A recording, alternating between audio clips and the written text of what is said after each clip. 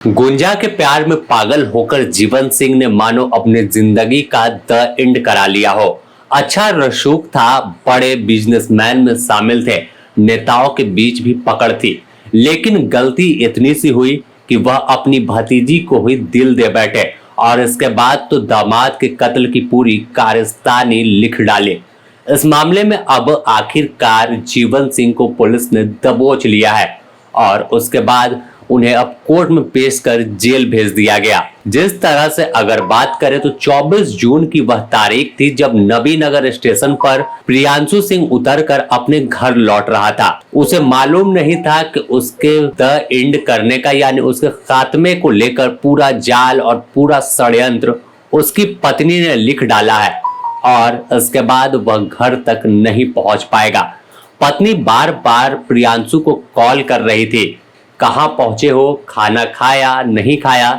यह फोन करने का कारण यह नहीं था कि वह प्रियांशु से ज्यादा प्यार करती थी। इसके पीछे की कहानी थी कि वह पल पल की अपडेट डाल्टनगंज से जो शूटर जीवन सिंह यानी गुंजा के फूफा ने जो भेजा था प्रियांशु का कत्ल करने के लिए, उनको तमाम जानकारी मुहैया करा रही थी। इसके बाद 24 जून की वह तारीख जैसा कि हमने पहले बताया कि थी जब वह स्टेशन से घर जा रहा था। इसी दौरान सीने में धड़ाधड़ 4 गोली 2-3 की संख्या में पहुंचे अपराधी दागते हैं और फिर फरार हो जाते हैं। पुलिस भी सोचती है कि आखिर मामला क्या है और कैसे यह पूरी घटना को अंजाम दिया गया।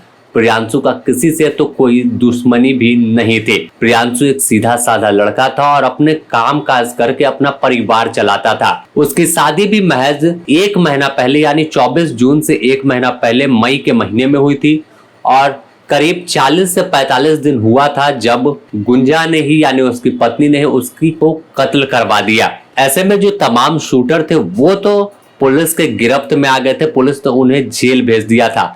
लेकिन इस पूरे कांड का जब साजिशकर्ता का नाम सामने आया तो हर कोई चौंक गया था। वह नाम था जीवन सिंह और जीवन सिंह डाल्टनगंज यानी पलामू के रहने वाले थे और इनका बड़ा रसूख था। जेपीएस बस से लेकर के जेपीएस एक्वा जो पानी आप मिनरल वाटर खरीदते हैं वो हो और फिर गाड़ियों का शोरूम इनका था, 2 व्हीलर का था और अन्य बहुत सारा कामकाज संभालते थे।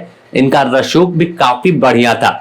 लेकिन गुंजा जो इनकी भतीजी थी और रिश्ते में गुंजा के यह फूफा लगते थे, दोनों अपने रिश्तों की मर्यादा को भूल गए थे और धीरे धीरे एक दूसरे के प्यार में बंध गए थे। और ना गुंजा के परिवार के लोगों को पता था कि उनका फूफा ही भतीजी को जाल में फंसा कर रखा है और कुछ ऐसी घटना को भी अंजाम दिवा सकता है, और ना ही जीवन सिंह की पत्नी या इनके परिवार के लोगों को कोई ऐसी जानकारी थी। हालांकि खबर आती है कि बीच में कोई मामला सामने आया था गुंजा और जीवन सिंह को लेकर, जिसके बाद वापस गुंजा को गुंजा के घर भेज दिया गया था। इसके बावजूद भी बात सामने आती है कि दोनों के बीच बातचीत बंद नहीं हुई। गुंजा को फोन जो है स्मार्टफोन जीवन सिंह ने उपलब्ध कराया था और वह लगातार फोन पर अपने फूफा यानी प्रेमी से बात कर रही थी।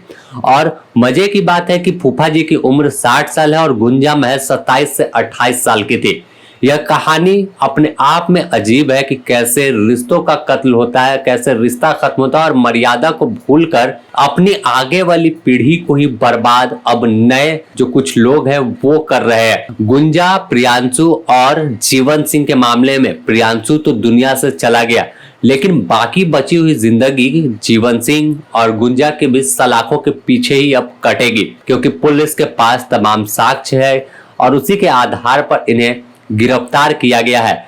जैसे ही बिहार में तमाम गिरफ्तारियां हुई थी, शूटरों को पकड़ा गया था, तो जीवन सिंह भाग गए थे और पता चला पुलिस को टेक्निकल सेल्स की मदद से कि वह राजस्थान में रह रहे थे और राजस्थान के एक होटल से उन्हें गिरफ्तार किया गया और उसके बाद अब जेल भेज दिया गया है। तो गुंजा भी जेल में है, जीवन सिंह भी जेल में है और तमाम शूटर भी। और जरूर इनमें पछतावा हो रहा होगा कि आखिर ऐसी गलती कैसे कर दिया था। सभी की जिंदगी अच्छी कट रही थी, जीवन सिंह का अच्छा रसूख था, गुंजा की नई शादी हुई थी, लेकिन अवैध संबंध और फूफा के प्यार ने पूरी तरह से जिंदगी ही बर्बाद कर दिया है। बने रहे द न्यूज पोस्ट के साथ।